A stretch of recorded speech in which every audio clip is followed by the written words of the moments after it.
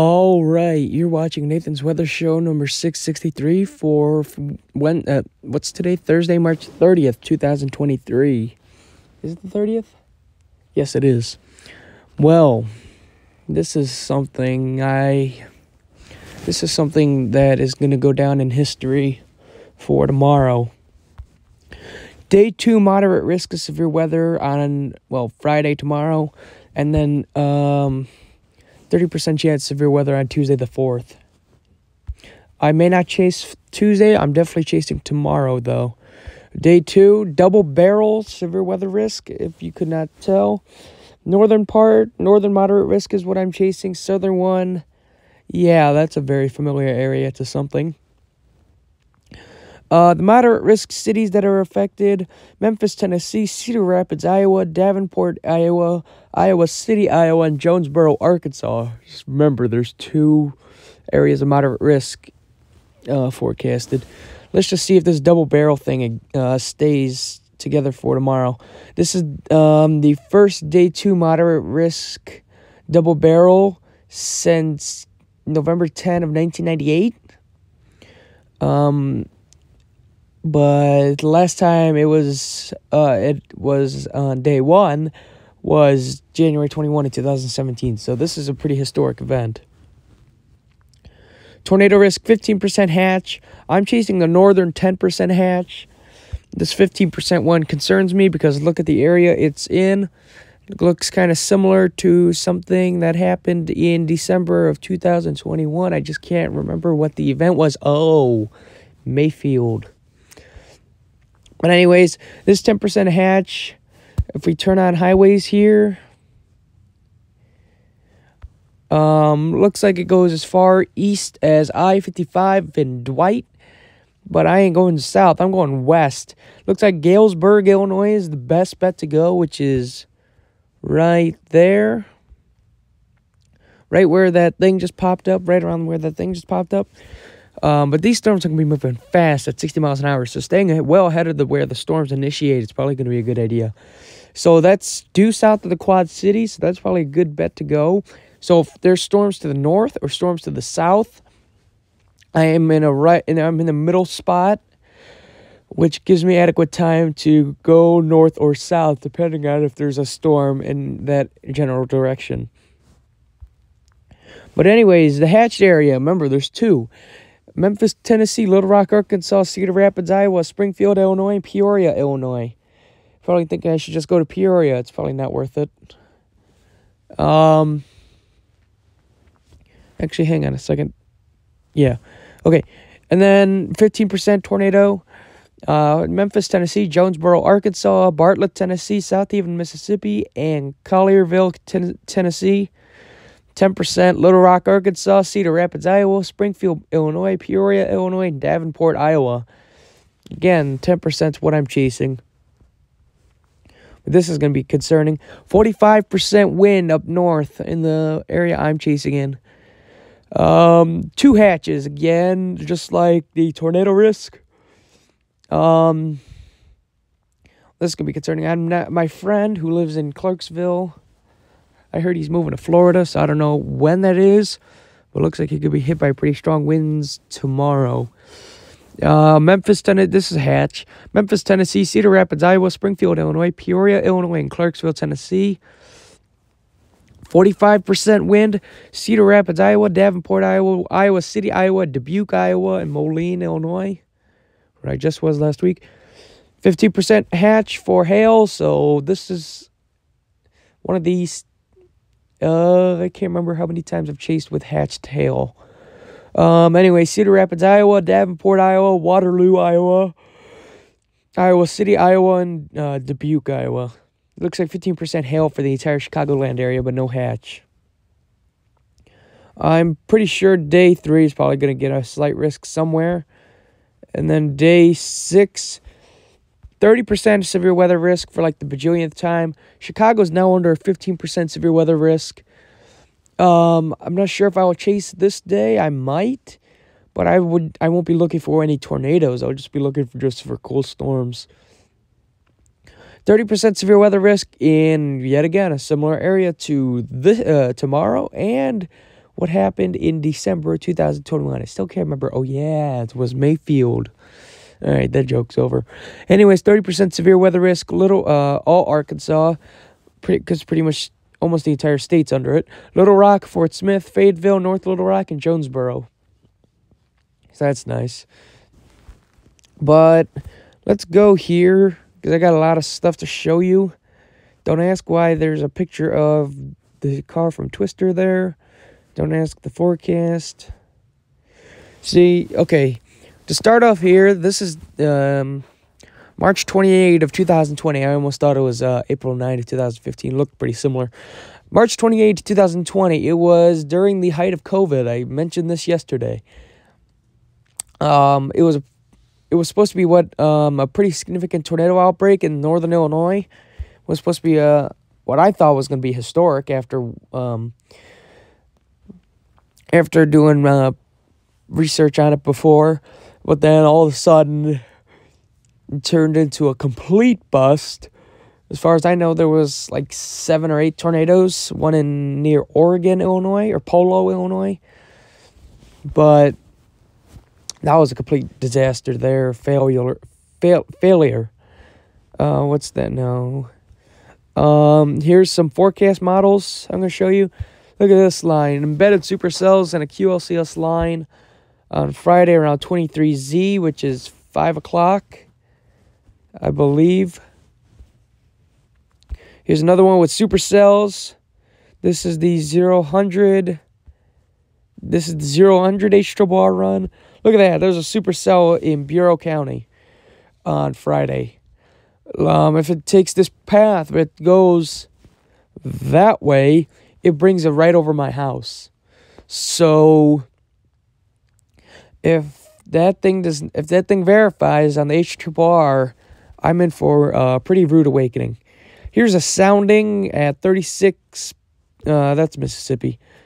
That's Wisconsin. Okay. Here's another HRRR run. This one's really concerning because look at that. There's a supercell that's taking a similar path to the Rochelle tornado. But however, it's moved east toward my house. And it brings it right over, I believe that's going to be right over DeKalb. So that's less than half an hour from my house. So if I go Galesburg, blast back down 88, I should be able to catch up to it and possibly see a northern Illinois wedge tornado on Friday with that storm. Here's another run. This is the 0-100 NAM. 2 QLCS lines, one of them with embedded supercells, the front one near St. Louis, and then another one more congealed line there. Here's, once again, the 0-100 HRRR. There's that supercell again, and there's actually another one due south of Galesburg, so I don't know. It's so hard to tell which one to target. There's also a supercell that looks like it'll go through the Quad Cities. Maybe LaSalle is my best bet. But I honestly think I will be too far east if anything forms to the west near Galesburg. But now that I'm looking at that, I'm starting to think Galesburg is too far west. So, I don't know. Sounding 42.6 north, 90 west. This is near the town of Pearl City. Pretty explosive energy around the 3 kilometer Cape values. So we're in for a pretty good surprise there. Here's another one. There's like a million pictures of that. Here's HRRR run there. See, that supercell I was talking about right there. We zoom in even more. It's gonna on this. It says it's gonna turn north and go right into DeKalb or west of DeKalb. So that'll be it pretty much is mimicking what happened during Rochelle. So here's a closer up image of what I was talking about. See right there? Looks like if it does have a tornado, it's going to cross I-88 just east of I-39. It's going to cross 39 south of 88. But that is putting it way too close to, DeKalb. Here's a sounding. This is definitely a sounding near Pearl City. I believe that's 5 kilometers. Pretty still good amount of explosive energy in the atmosphere, which is concerning. However, it is contaminated a little bit. So it's gonna be a little bit off. Here's significant tornado parameters. At 23Z, the maximum 34.04. Kane County, my county I live in, is under 14, which is pretty high. However, there's a county in Wisconsin that's at 16, but 14 in Kane County, in my home county, that's not good. Here's bowling ball of this is a shortwave trough ejection off to the east. This is for Saturday, actually. Friday into Saturday. That is a very strong jet stream there. There's another one that is 000 NAM. 000 has the 000 NAM has QLCS lines left and right. The HRRR 000 has supercells. Honestly, I prefer that's Gerald. Honestly, I prefer looking at the HRRR models because that looks like to be the most verified one. But after 10 minutes of forecasting on my phone, let's go to here because we still have stuff to talk about here. So yeah, like I was saying, tornado could, if there is one with that supercell I was talking about, it could take a path similar to that. It's going to be a really similar event to April 9th on the path part of it. But we just got to wait and see if a significant tornado touches down with that because, I mean, the significant tornado parameters, 14 in Kane County, that's not good, especially for my area. And it's where most of my friends live. It's where I've grown up for the past 15 years of my life. So seeing 14 out of 100 for significant tornado parameters is not good, especially for an area you've known all your life. However, that's still a little over 24 hours out. So, I mean, I hope it changes, but it changes for the better. But a lot of things are screaming a historic event. So we'll just wait and see. Anyways, looking around, there's already wind advisories in effect for tomorrow ahead of the storm, which is good, gives people adequate warning. Honestly, if I think about this correctly, there might be a PDS tornado watch in our area tomorrow. I'm just saying that right now. There's most likely going to be one down in the 15% severe weather risk area, 15% tornado risk area. But in my area, I predicted being from Davenport all the way to at least Highway 47, which is this squiggly road. That's what I think will happen.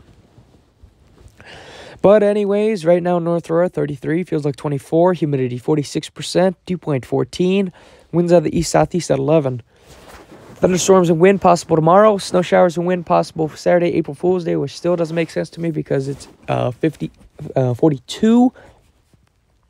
Showers possible Monday the 3rd. Thunderstorms possible Tuesday and Wednesday of next week as well. Look at Tuesday, 67. Let's just pray. Oh, yeah, another thing to talk about, dew points.